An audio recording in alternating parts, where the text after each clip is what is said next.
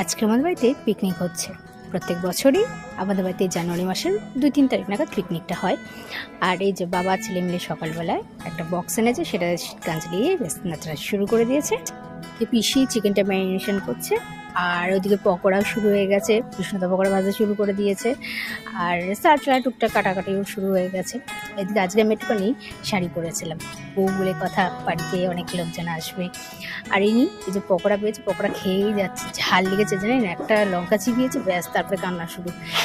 আর এদিকে আমার বর স্যালাড কাটাকাটি করছে।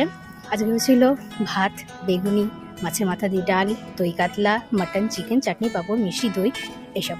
আর পিকনিকে যারা একটু সিনিয়র মতো ছিল তাদের জন্য টেবিল চেয়ারের ব্যবস্থা করা আছে। আর বাদ বাকি সবাই আমরা মাটিতে বসেই খেয়েছি, ভালো লাগবে সবাই মিলে একসাথে মাটিতে বসে খেতে। আর এই পিসি কি সেজে যেতে গিয়েছেন, দিদি জামাইবাবু এবার আসতে পারেনি, ওদের কাজ আছে বলে খুব মিস করছে।